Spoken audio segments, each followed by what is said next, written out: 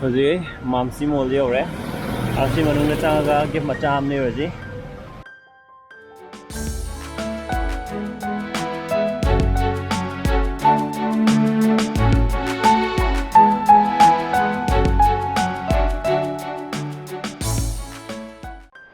दुकान में हमने हो रहे तो विंटर नहीं ना इन मागी लाइव से गिफ्ट भी बगा नहीं ना खाना बा सीजन अभी आ गया तो गिफ्ट बना तीन नंबर बा अभी जैकेट कुंबा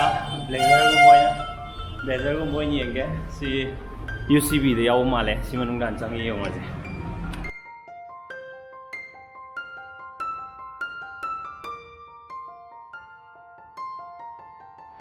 UCB दे दी यावम ड्रे पीगी आइना पामी उपोस यावम ड्रे अतो अताई सिलेस्ता अताई गाइडी यावगे इंसे इधर अताई में आमम दी लेरी W सुले एरो दे यावगे याव दो रखंगे ये हमारे इस्लाम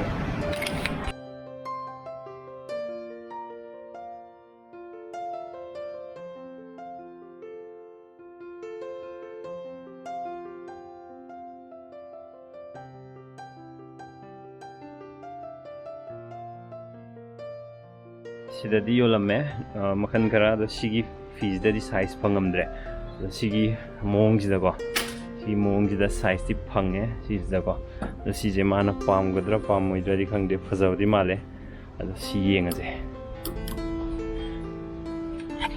सिदा दमी दे रेछलगा फजाव फजदबा येंगे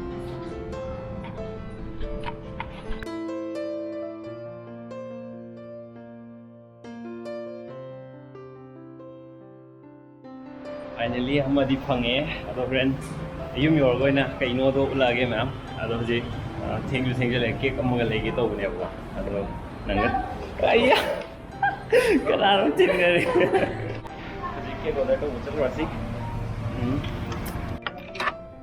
जी केक लेबम योरे सिंग मेरोंग द लेबो दुने सिंग अदो गास ले केक अम लेगा यूम हलनी अरुगा मालो बोंग चतुने मैम यूम योरे अदो kita pakat le ham ne alem ham ma ne lek long bu gi ta live experience myam je no ba han ba na nam ne rang si ju ham ba experience ne ren kamai to bi no hong de hing da ren tum ho go to bi je ren mas horok ta na sau bi chon ning de no ga da le hen ning go ado hing da ho do bi je surprise to bi kamai to ji je khang de ba da pung ba ro si de ho do ga to bi je ren sau ka da sau re da gi yam confusing oi go adu excitement numbers boy horen my reaction yeng ning man bagi ko adu horen yeng age adu sikse malo lobby timing ong yore bo 4:30 chen da le lobby timing yore so lo sat wi ge adu ga horen ahing doi nam age makhan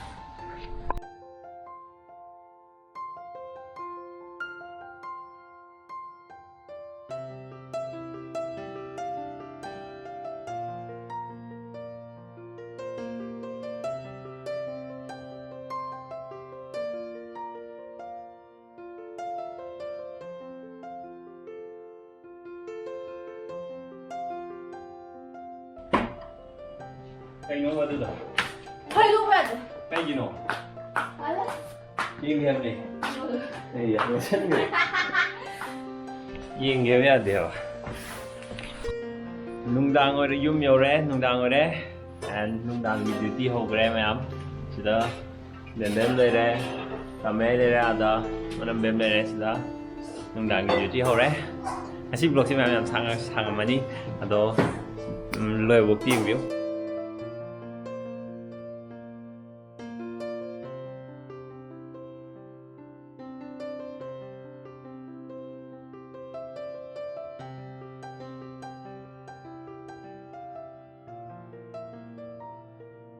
Nang tog rồi cô.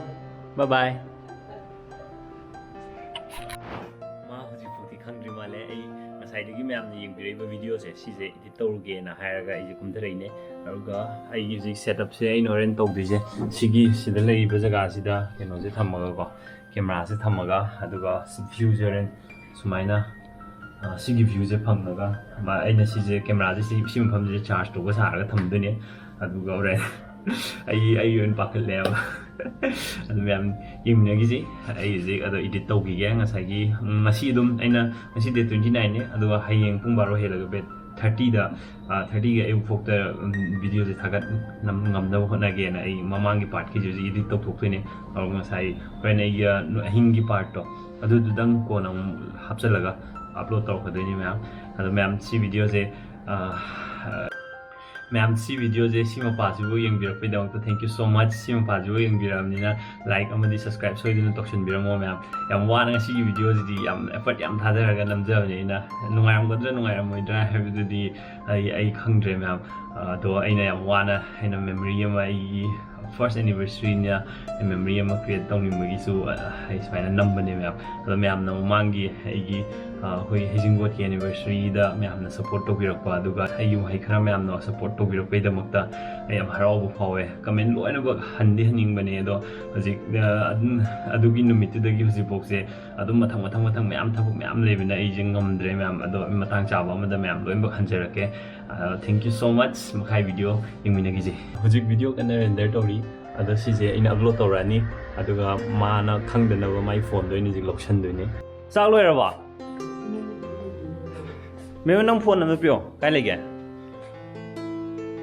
Okay ꯉꯁꯤꯒꯤ ꯃꯊꯦꯜꯅ ꯏꯔꯣꯝꯕꯒ ꯀꯥꯡꯍꯧꯒ ꯃꯈꯥ ꯆꯠꯂꯁꯤ ꯐꯣꯟꯗꯤ ꯂꯧꯔꯛꯑꯦꯕꯀꯣ ꯑꯗꯣ ꯐꯣꯟꯁꯦ ꯂꯧꯔꯒ ꯍꯣꯔꯦꯟ ꯆꯥꯛꯆꯥ ꯇꯣꯛꯑꯀꯥꯟꯗꯗꯤ ꯑꯃꯨꯛ ꯍꯪꯉꯛꯑꯅꯤ ꯐꯣꯟꯗꯣ ꯄꯤꯔꯛꯑꯣꯅ ꯑꯗꯨ ꯀꯩ ꯈꯨꯝꯗꯣꯏꯅꯣ ꯑꯩ ꯈꯪꯗ꯭ꯔꯦꯕ ꯑꯗꯣ ꯉꯟꯅ ꯇꯨꯝꯕꯁꯦꯅ ꯍꯥꯏꯔꯒ ꯐꯣꯟꯗꯣ ꯂꯣꯏꯁꯤꯜꯂ ꯊꯝꯗꯣꯏꯔꯥ ꯚꯤꯗꯤꯑꯣꯗꯤ ꯍꯧꯖꯤꯛ ꯑꯞꯂꯣꯗ ꯇꯧꯔꯤ ꯚꯤꯗꯤꯑꯣꯗꯤ ꯉꯥꯏꯍꯥꯛ ꯂꯩꯔꯒ ꯃꯌꯥꯝꯅ ꯎꯔꯅꯤꯕꯀꯣ ꯑꯗꯣ ꯑꯩꯒꯤ ꯁꯔꯄ꯭ꯔꯥꯏꯖꯁꯦ ꯀꯃꯥꯏꯅ ꯇꯧꯗꯣꯏꯅꯣ ꯑꯩ ꯒ꯭ꯌꯥꯟ ꯇꯥꯗ꯭ꯔꯦ ꯑꯗꯣ ꯃꯌꯥꯝ ꯌꯦꯡꯃꯤꯟꯅꯈꯤꯁꯤ ꯈꯪꯗꯦ ꯀꯃꯥꯏꯅ ꯇꯧꯗꯣꯏꯅꯣ ꯑꯗꯣ ꯐꯣꯟꯁꯦ ꯑꯩꯅ ꯃꯥꯏ ꯅꯦꯠꯁꯦ ꯑꯣꯐ ꯇꯧꯔ ꯊꯝꯃꯁꯨ ꯃꯥ ꯒꯦꯝ ꯁꯥꯟꯅꯕ ꯀꯥꯟꯗ ꯅꯦꯠ ꯆꯪꯕꯅꯤꯅ ꯑꯃꯨꯛ ꯌꯥꯔꯣꯏꯕꯀꯣ ꯑꯣꯀꯦ ꯃꯥꯅ ꯑꯩ ꯌꯨꯇ꯭ꯌꯨꯕ ꯑꯩꯒꯤ ꯆꯦꯅꯦꯜ ꯁꯕꯁꯀ꯭ꯔꯥꯏꯕ ꯇꯧꯕꯁꯦ ꯑꯩ ꯑꯟꯁꯕꯁꯀ꯭ꯔꯥꯏꯕ ꯇꯧꯊꯣꯛꯑꯒꯦ ꯑꯗꯨꯗꯤ ꯅꯣꯇꯤꯐꯤꯀꯦꯁꯟ ꯃꯉꯣꯟꯗ ꯂꯥꯛꯑꯔꯣꯏ ꯑꯗꯨꯒ ꯍꯌꯦꯡ ꯑꯃꯨꯛ ꯁꯕꯁꯀ꯭ꯔꯥꯏꯕ ꯇꯧꯁꯟꯅꯕ ꯑꯗꯨꯏꯗꯤ ꯌꯥꯗꯧ ꯃꯥꯜꯂꯦ ꯑꯣꯀꯦ ꯑꯗꯨꯃꯥꯏꯅ ꯇꯧꯔꯒꯦ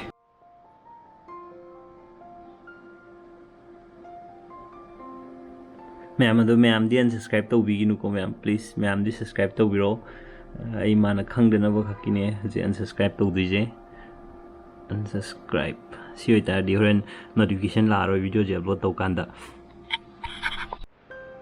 ꯃꯌꯥꯝ ꯁꯤꯒꯤ ꯃꯇꯥꯡꯁꯤꯐꯥꯎ ꯚꯤꯗꯤꯑꯣꯁꯦ ꯌꯦꯡꯕꯤꯔꯛꯄꯩꯗꯃꯛꯇ ꯑꯃꯨꯛꯀꯁꯨ ꯍꯟꯅ ꯊꯦꯡꯛ ꯌꯨ ꯁꯣ ꯃꯆ ꯑꯗꯣ ꯁꯕꯁꯀ꯭ꯔꯥꯏꯕ ꯁꯣꯏꯗꯅ ꯇꯧꯁꯟꯕꯤꯔꯝꯃꯣ ꯑꯗꯨꯒ ꯚꯤꯗꯤꯑꯣꯁꯦ ꯄꯥꯔꯠ ꯑꯅꯤ ꯊꯣꯛꯅ ꯑꯩꯅ ꯅꯝꯕꯅꯦ ꯃꯃꯥꯡꯒꯤ ꯄꯥꯔꯠ ꯑꯃ ꯅꯨꯡꯗꯥꯡꯋꯥꯏꯔꯝꯐꯥꯎꯇ ꯅꯝꯕ ꯄꯥꯔꯠ ꯑꯃꯒ ꯑꯗꯨꯒ ꯁꯤꯒꯤ ꯏꯚꯅꯤꯡ ꯑꯍꯤꯡꯒꯤ ꯄꯥꯔꯠꯁꯤꯃꯒ ꯑꯗꯣ ꯄꯥꯔꯠ ꯑꯅꯤꯃꯛ ꯌꯦꯡꯕꯤꯌꯣ ꯃꯃꯥꯡꯒꯤ ꯄꯥꯔꯠ ꯌꯦꯡꯗꯕ ꯁꯤ ꯚꯤꯗꯤꯑꯣꯁꯤ ꯈꯛ ꯍꯥꯟꯅ ꯌꯦꯡꯕ ꯑꯣꯏꯔꯒꯅ ꯃꯃꯥꯡꯒꯤ ꯄꯥꯔꯠꯇꯣ ꯑꯩ ꯂꯤꯡꯛ ꯗꯤꯁꯀ꯭ꯔꯤꯞꯁꯟꯗ ꯍꯥꯞꯆꯔꯝꯒꯦ ꯑꯗꯨ ꯌꯦꯡꯕꯤꯌꯣ ꯑꯗꯨꯒ ꯁꯤꯒꯤꯁꯦ ꯑꯩꯅ ꯑꯍꯤꯡꯒꯤ ꯄꯥꯔꯠꯇꯨ ꯑꯃꯨꯛ ꯉꯥꯏꯃꯤꯟꯅꯈꯤꯁꯦ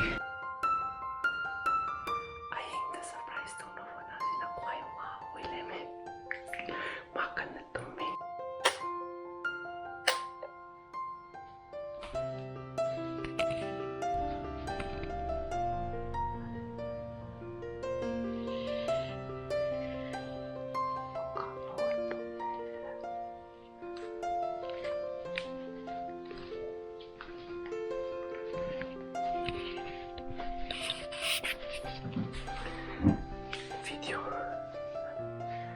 video edit tꯧꯕ ꯂꯣꯏꯗ꯭ꯔꯤ ꯍꯧꯖꯤꯛ edit ꯇꯧꯗꯣꯏꯅꯦ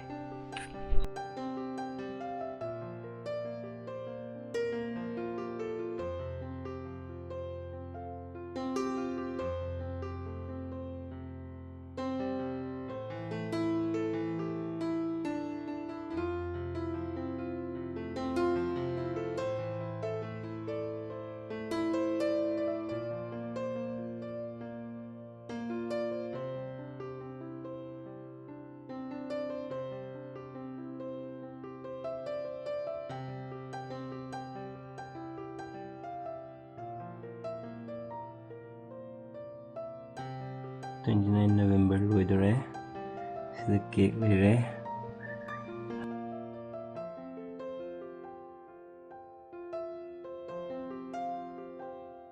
ꯑꯦꯄꯜ ꯐ꯭ꯂꯦꯚꯔꯅꯦ ꯃꯣꯏ ꯒ꯭ꯔꯤꯟ ꯑꯦꯄꯜ ꯐ꯭ꯂꯦꯚꯔ ꯑꯗꯩꯗꯤ ꯀꯦꯟꯗꯜꯁꯦ ꯆꯥꯝꯊꯣꯛꯑꯕꯅꯦ ꯁꯨꯃꯥꯏꯅ ꯊꯝꯃꯁꯦ ꯀꯦꯟꯗꯜ ꯐꯪꯗꯕꯩꯅꯦ ꯁꯤ ꯍꯥꯞꯄꯤꯁꯦ ꯀꯦꯃꯦꯔꯥ ꯁꯦꯠ ꯇꯧꯔꯁꯦ ꯍꯧꯖꯤꯛ ꯇꯨꯝꯕ ꯑꯃ ꯍꯧꯗꯣꯛꯈꯤꯒꯦ ꯑꯩ ꯄꯨꯔꯤꯒꯦ ꯌꯥꯗ꯭ꯔꯤ ꯇꯨꯁꯟꯒꯦꯀꯣ Jadi. Sini ada. Iya.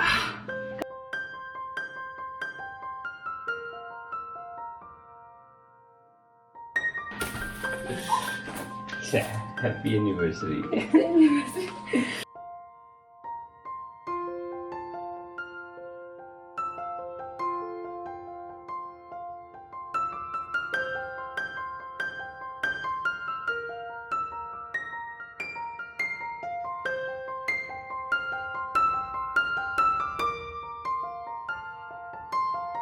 Congratulations.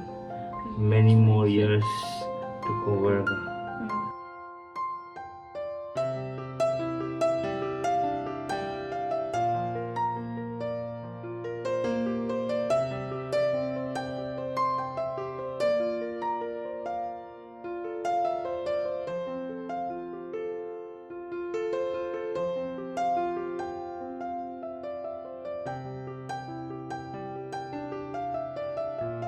Aduh, nggak kok, si tahu jadi kayak kau kan, mengelai berapa? Cái gì mà đang dạo cả. Ah, kan dia tu hantu yo. Kek sih, orang jenis tahu kan, kek sih lokal. Cái đấy thì đấy là thăm mình cái gì. Apa yang lain? Buat lagi tu yang lain.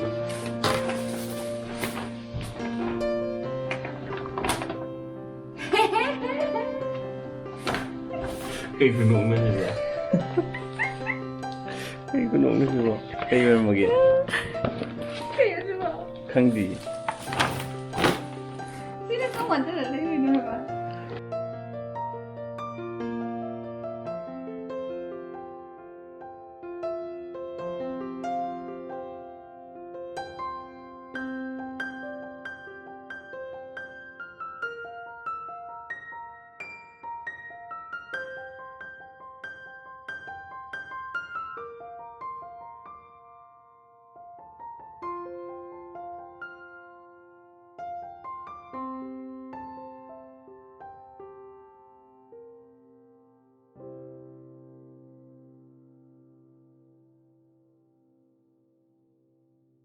Subscribe tu apa ni?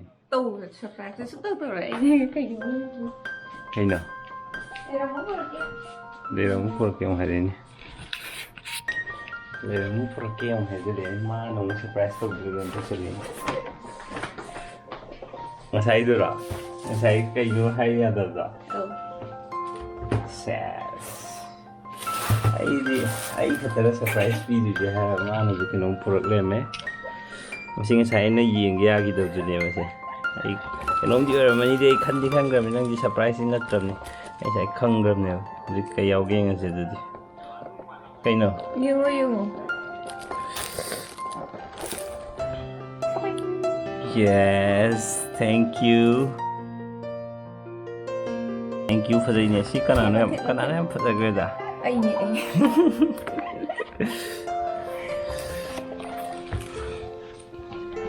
Siapa? Koi trophy. 1 year complete with trophy. Ma'am, sigi video ji bu je aina upload to kanda ying bibo ma'am puno pu thank you so much. Ma'am nang side gi ngai ga dum le view do thank you so much.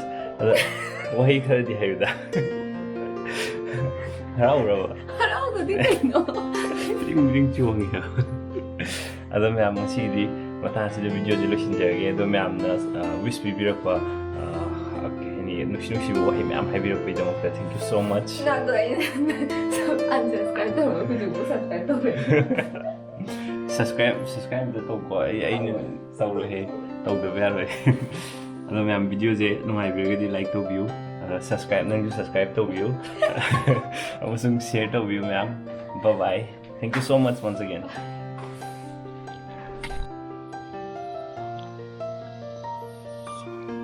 Comment nói para mình nè. Thank you.